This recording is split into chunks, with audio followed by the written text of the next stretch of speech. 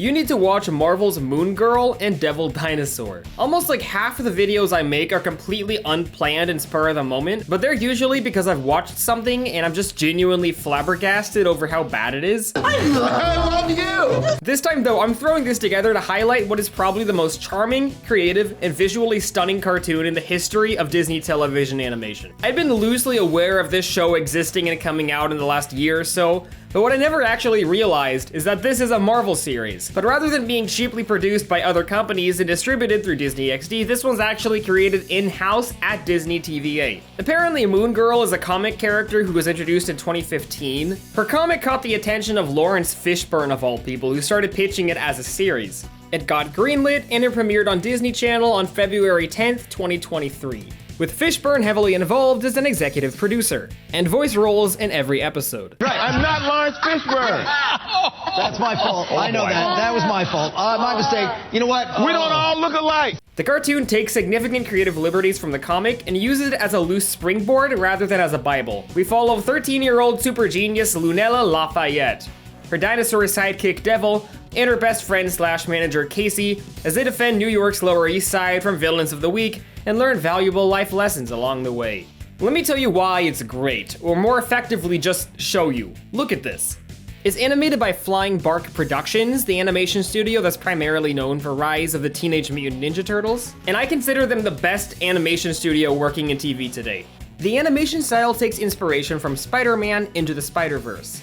I feel like 10 years from now, everything will be Spider-Verse influenced and it'll just become oversaturated and stale, but we're not at that point yet. Whereas the bad guys took inspiration from the painterly illustrative style, and Puss in Boots: The Last Wish adapted Spider-Verse's frame rate experimentation, Moon Girl adapts the comic book inspired elements like text on the screen, dividing lines like comic panels, and frequent visual experimentation with the art style. But Moon Girl creates its own distinct visual identity. Think back to Puss in Boots, where the frame rate increases when Puss is more confident. That's functionally identical to how Miles was animated in Spider-Verse. It felt like Puss in Boots was just doing the Spider-Verse style rather than making it its own. And that's not to the movie's detriment, just to clarify, it's a genuine masterpiece, but I bring it up because every aspect of Moon Girl's animation feels so calculated and thoughtful. It doesn't just feel like Spider-Verse's animation style, it feels like Moon Girl's animation style. This year's grand prize will be...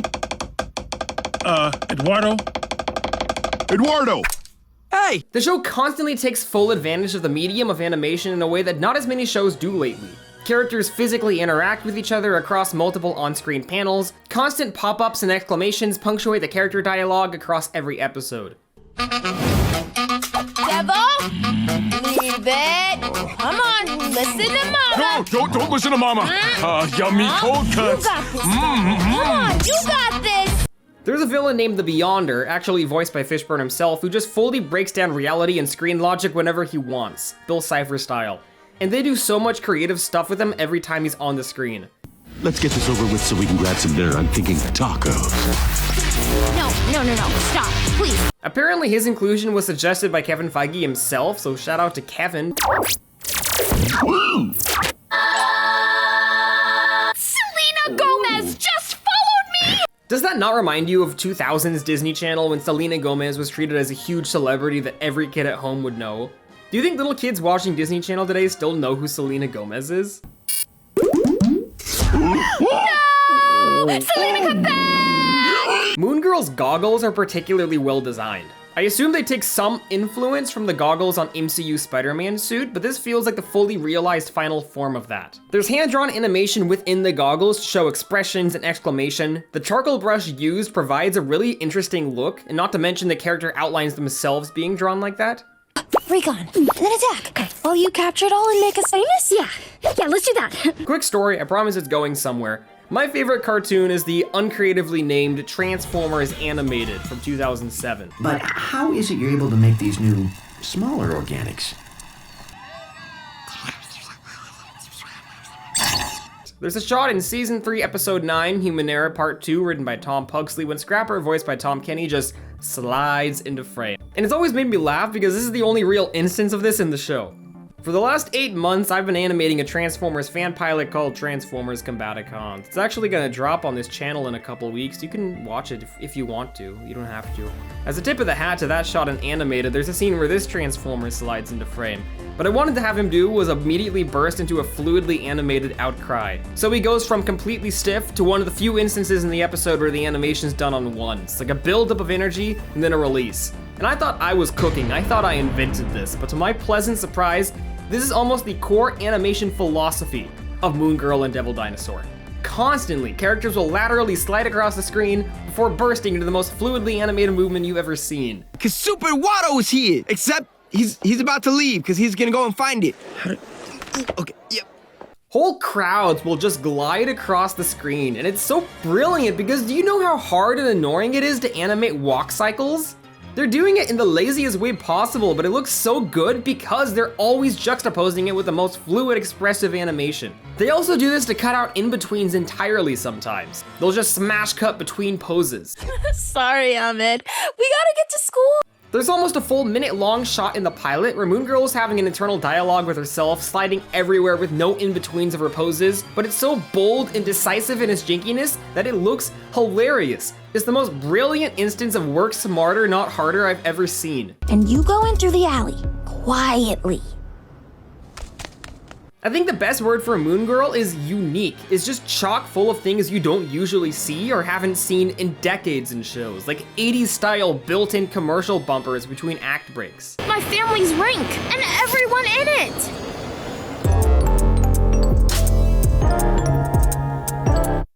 I need to bring up just how fluidly this series is animated.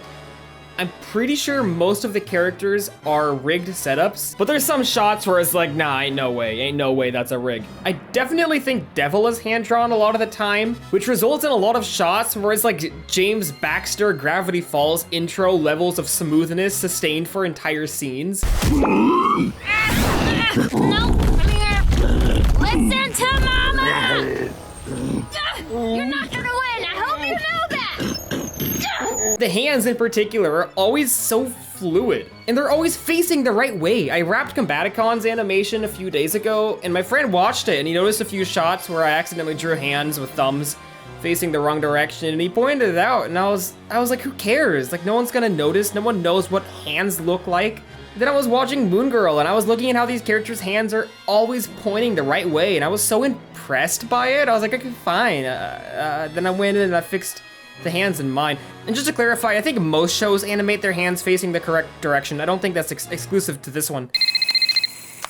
Hey, so, what's cracking? Moon Girl is a musical show with at least one song per episode, but it isn't a traditional musical series. The music isn't used for mid-episode montages a la Molly McGee or Phineas and Ferb. Here they play during the climax of the episode while Lunella's fighting the villain, and the entire animation style changes. There's a specific color palette designed for Act 3 of episodes, with fully choreographed fight scenes timed to the beat of the song. Lunella always whips out her cassette player before every piece of music.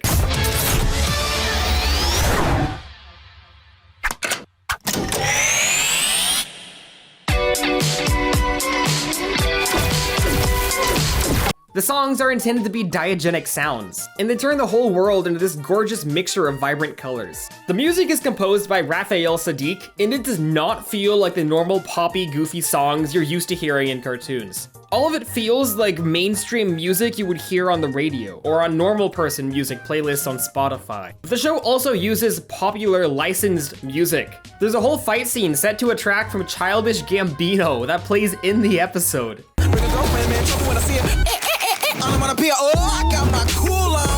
Beyond the art style change in Act 3, almost every episode has its own sequence with a unique color palette. It's very visually refreshing because there's always something new to look at and all of it is gorgeous. And is it just me, or is her cassette in the first episode an homage to Blaster, the cassette player Transformer? Like, there were a ton of Transformers references in Amphibia, apparently. He showed up in Chip and Dale Rescue Rangers of all places earlier this year, which I believe was his first on-screen appearance since 1988. Blaster was one of the few Transformers in the 80s voiced by a black actor. Moon Girl is a show predominantly about black culture. This is one of my least insane conspiracy theories, I swear. It's literally his exact color layout, so that's such a dumb coincidence if it is one. Blaster, shut up!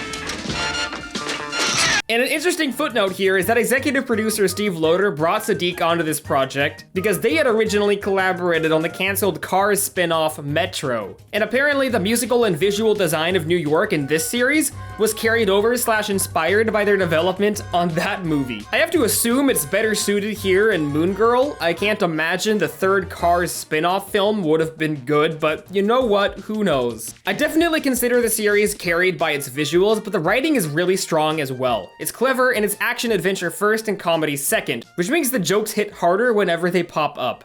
Our beloved guidance counselor is retiring after 20 years of service. Give it up for Miss Sarah.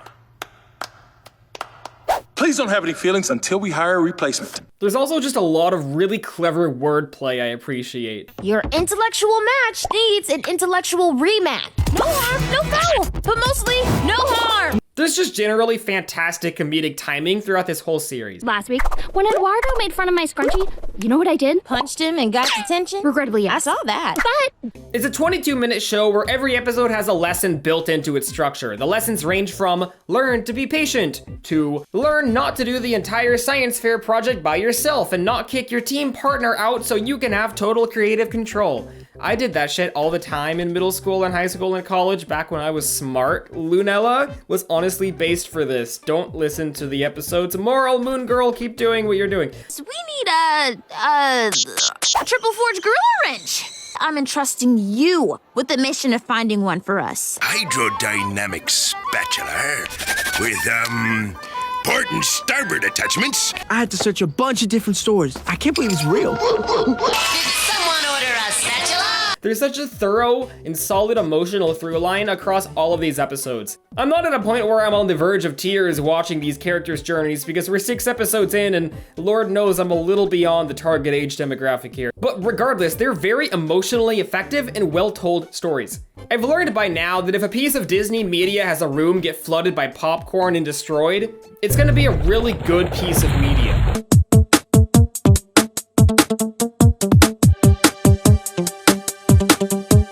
I want to talk about how fun the characters are too. So the main cast members are Moon Girl and Devil Dinosaur. and Casey. Moon Girl, or Lunella Lafayette, is an eternally optimistic super genius. She's basically Phineas Flynn if he wasn't completely socially inept, and if you showed human emotions in every episode instead of just one scene per season. She's voiced by Diamond White. She previously played Holly the Fireside Girl every once in a while in Phineas and Ferb. She was Frankie Green in Transformers Rescue Bots, who was basically a series lead. Apparently Steve Loader didn't bother listening to any other auditions after Diamonds because he immediately knew she was the perfect voice, and I completely agree with that. She nails this character. Don't tell it to me if it's not true, like Michelle Obama? Okay, wow, thanks, Steve. Devil Dinosaur is the cute sidekick. He just wants to eat things and be adorable. He acts like a dog. He likes hot dogs. He mostly just does something a little silly in the first half of the episode, and then shows up to save the day in the second half of the episode. He honestly doesn't have that much of a presence given his name is half of the title, but there's only so much you can do with an animal sidekick after a while.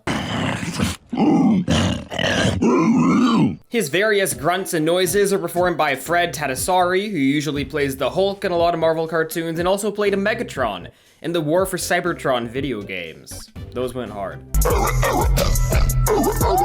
Casey is a social media influencer fashionista. And for years and years, these types of characters are depicted as the bullies. Sometimes they have long redemption arcs to become nicer, but here, Casey is shown in an overwhelmingly positive, loving light from the very beginning. Nail polish remover? Well, yeah, I guess, but who carries? I got light duty, medium strength, acrylic power, and this stuff right here melts concrete. It is not good for your nails. This change in tone makes her stand out as a phenomenally unique character. Instead, the show plays into her ridiculous ambition. Here's my card. How old are you? 13, but only for now. She falls asleep to guided meditations, trying to manifest career success. She is one of the best comic relief side characters I've seen in years, and there's so many layers to her. She's played expertly by Libe Barar, who was previously Violet Saberwing in DuckTales. She has actually not voiced anyone in the Transformers franchise before. That's a little embarrassing. I hope her management can get that sorted out. I will not reference Transformers again. Lunella lives with her parents and one set of grandparents, and we see a bit of them in every episode. They're a lot of fun. I just wonder where the parents are. Yeah, they gotta be all kinds of dumb not to know what their kid is up to. Her dad is played by Jermaine Fowler, who was apparently going to be the main character in Metro, so he was another person brought onto this from that project. It's so refreshing to see another show where a character has to hide her secret identity from her family, because that was the fun of superheroes for so many years. But then Iron Man revealed his secret to be subversive, and that was a refreshing change of pace at the time, but now everything's followed its lead, and we haven't had a mainstream fun secret identity story since Spider-Man Far From Home. So to see Lunella always hiding her whereabouts just brought me back to Spectacular Spider-Man in a really nostalgic way. Where are you? And what's all that noise? I'm back in school because I joined a sports thing. There's a moment where Grandma, or Mimi, looks at Moon Girl when she's building something in the first episode, and I absolutely think that she knows it's Lunella. I think she pieced it together in that moment that her granddaughter is Moon Girl. And in the season finale or something, Mimi's gonna be like, I always knew Moon Girl. I always knew Lunella or something. I'm calling it now. My parents' cat is named Mimi. She's ugly. Then Grandma's gonna die or something from a villain, or she'll get like dysentery, and that's gonna be like the super sad thing going into season 2 or whatever. That's my prediction here, folks. Besides that main cast, there's a fun roster of recurring characters and classmates a la The Simpsons, who all have their own distinct personalities. Ow, I bit my tongue. Who all have their own distinct personalities and inject a lot of fun energy into scenes. The standout to me is this silly weird boy in their class named Eduardo, and I love him, and he needs to be protected. We should have let Anand play. Eduardo, your mother is about to receive a very strongly worded text from me. Read the room, Eduardo. Get out. Forgot my basketball. Played by Michael Cimino, who's Kevin from Hamster and Gretel. And that's interesting because the parallels are so apparent. Girl superhero, animal sidekick, guy in the chair character, musical series with an episodic rogues gallery. Moon Girl is everything Hamster and Gretel wishes it was and should have been. I'm not gonna praise Moon Girl by tearing another show down, so I'll just move on. Like, Dan Pavin Meyer needs to Dan Pavin retire. But also, I'm so excited for the Phineas and Ferb revival. It's like, I'm like, man, Dan hasn't done anything good for 8 years, but then I'm also like, oh my god, more Phineas and Ferb, I can't wait. This is definitely the least recognizably Marvel-y Marvel show This is definitely the least recognizably Marvel-y Marvel show that Marvel has ever done. And that's for the best. In terms of mainstream recognizable iconography across the first 6 episodes that have been released, the Avengers in Wakanda get mentioned, and Moon Girl fights a symbiote. It looks like a couple AIM soldiers show up in a trailer. Apparently, Colby Smulders is going to voice Maria Hill in an upcoming episode, which might be the first time that character has ever done anything on screen. Lawrence Fishburne says it's vaguely MCU adjacent.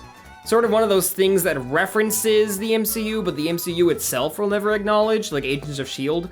But I think this is a far looser connection than that, because Agents of S.H.I.E.L.D. would always have at least one scene where the characters would be like, wow, it is so crazy how the Avengers just fought at an airport last week. But here we have no indication of timeline or anything. It's just operating in its own little world, and that's ideal. The MCU has become so painfully boring and creatively bankrupt. I want this beautiful show to stay far, far away from that.